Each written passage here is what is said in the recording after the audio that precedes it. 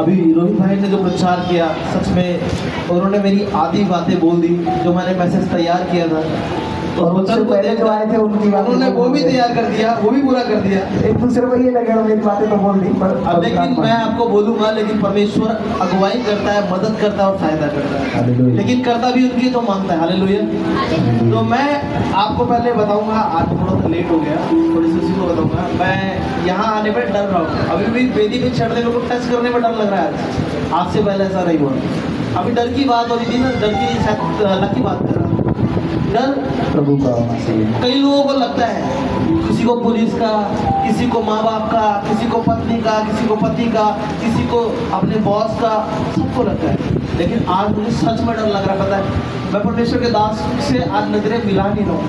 आज डर लग रहा है, पता नहीं क्यों। सुबह से मैं रात को 3 बजे घर पे आया। मैंने पत्नी को मना कर दिया था, कल मुश्किल है यार, मैं सोना चाहता हूँ, नींद पूरी करूँगा, नहीं रहूँगा। बाकी परमेश्वर की योजना। 7 बजे परमेश्वर ने उठा दिया और चर्च नहीं जाएगा बेटा, कैसे नहीं जाएगा। बस हमें देखा ना, वो नाक में नकेल डाल के लाने वाला परमेश्वर है। तो मैं फिर भी धीरे धीरे करते करते फिर भी थोड़ा लेट हो गया, गाड़ी से आया तो और लेट हो गया। फिर यहाँ आराधना में आने की हिम्मत ही नहीं हो रही, वहाँ कोने में खड़ा हुआ। गुरुजी यहाँ से फ़ोन कर रहे हैं, रास्ते में तो 2 फ़ोन के, पत्नी को मना कर दिया, फ़ोन मत उठाओ।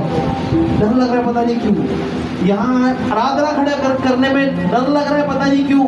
और यहाँ तो छूने में भी डर लग रहा है मुझे आज। और लेकिन परमेश्वर का वचन आपको शक्ति देता है, सामर्थ्य देता है। अब क्योंकि वचन की बात है तो सारे वचन पूरे ही होते हैं। बाइबल में लिखा, हर एक वचन पूरा होने के लिए ही बना है, अधूरा कुछ भी ना रहेगा। अधूरा मिट जाएगा और सब कुछ पूरा होगा। तो ये मैसेज मैं आपको, हालांकि गुरुजी ने 12 और 13 दिनों का है, मगर मैं आपको उसके साथ 8 एक थोड़ा सा छोटा सा वचन है और उसके साथ बहुत कुछ बोल रहा हूँ। एक बार 8 को मैं पढ़ूँ। परंतु हे यहोवा तू सदा विराजमान रहेगा। आमीन। परंतु हे यहोवा तू सदा विराजमान रहेगा, और उसके साथ विराजमान वो रहेगा, हर एक व्यक्ति रहेगा जो उसकी परिस्थिति में चलता है। आमीन। आमीन। हर एक व्यक्ति जो उसके साथ अपने समय को बिताता है, हर वो एक व्यक्ति जो उसको अपने जीवन में सबसे पहला, अभी जो बंस ने कहा, जो गुरुजी ने स्टेटस लगाया हुआ था, फर्स्ट फ्रूट जो ऑनर करता है सबसे पहला, हर वो एक व्यक्ति उसके साथ रहने पाएगा। अगर आप यशाया 13 का 10 पढ़े, मत्ती 24 का 35 पढ़े, तो वहां पे संसार की सारी चीजों का जिक्र है। लोग उनके पीछे हैं, वो उनके पीछे आनंदित हैं, उनके पीछे खुश हैं। मगर परमेश्वर का वचन यहाँ पे आपके लिए कह रहा है कि तुम उसके साथ खुश रहोगे। मैं परमेश्वर का धन्यवाद करता हूँ कि परमेश्वर ने आज हमें ये सुंदर दिन दिया। और भजन संहिता 92 इसका 12, ये हमेशा ही मेरे 2-3 वचन है जो मैं हमेशा पढ़ता हूँ। एक ये 92 का 12, एक भजन संहिता 112 का 2, क्योंकि ये दोनों ही हमारे वंश के लिए जुड़े हुए। हालेलुया। तो आइए पढ़ते हैं वचन को, परमेश्वर का धन्यवाद करते हैं। यहाँ पे 12 में लिखा, धर्मी लोग खजूर के समान फूलेंगे, फलेंगे और लाबानोन के देवदार के समान बढ़ते रहेंगे।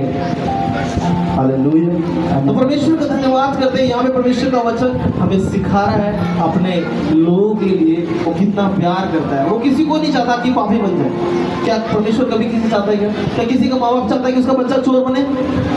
किसी का भी कभी नहीं चाहे। हमारा पिता कैसा है, वो चाहता है कि हर एक व्यक्ति कैसा बने और धर्मी बने, और क्या करे कि खजूर के समान फूले बने, यानी कि बहुत आयत से बढ़े, उसके राज्य सूखता नहीं है जी, वो कभी सूखता नहीं। और आपको उसकी खासियत मालूम होगी कि वो सूखे में भी खिलता है। हालेलुया। जहाँ पे ना हो, मौसम बदले ना बदले, उसको फर्क नहीं, वो हमेशा ऐसा ही रहेगा जी। तो बिल्कुल उसी प्रकार से आज परमेश्वर अपने लोगों को भी बढ़ाना चाहता है, और उन्हीं के लिए क्या कह रहा है आज कि उनको वो तैयार कर रहा है अपनी महिमा के लिए। और क्या कह रहा है कि देवदार के समान बढ़ते रहेंगे, यानी कि आज हमें रुकना नहीं है। अगर जैसे कि भी बच्चे मैंने कहा शुरुआत में आए थे, हमारा प्रेम परमेश्वर से कैसा अनोखा था, उत्तम था। बहुत सारी चीजें जो थी मगर तब नहीं, तो समय के साथ वो बढ़ती जानी चाहिए, घटती जानी चाहिए। अगर आपकी सैलरी 20,000 रुपये है तो आप हर साल वो घटती जाए 18, 17, 16, 15, 10, 9, 5, तो क्या खुश होंगे क्या आप?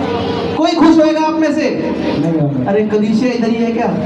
कलीसिया यही है क्या? आवाज नहीं आ रही आज कलीसिया में, लग रहा है लोग सोए पड़े हैं। अरे जग जाओ सोने वालों, परमेश्वर परमेश्वर के भवन में बैठे हो तुम। थोड़ी देर पहले मैं भी सोया था मगर गर्दन झुका के, आंखें बंद नहीं थी, शरीर और आत्मा दोनों यही थे, मगर नजरें झुकी हुई थी। आप नजरें उठाकर भी सोए हुए कैसे? आप कैसे सो सकते हैं परमेश्वर के भवन में आकर? मात्र 3-4 घंटे के लिए यहाँ पे आपको परमेश्वर आपकी हर एक चीज में बढ़ोतरी की बात करने जा रहा है। अपने वचन से वो आपको बढ़ाने की बात करने जा रहा है, और आप चिल्ला नहीं पा रहे, कोई हालेलुया नहीं बोल पा रहा, कोई आमीन नहीं बोल पा रहा।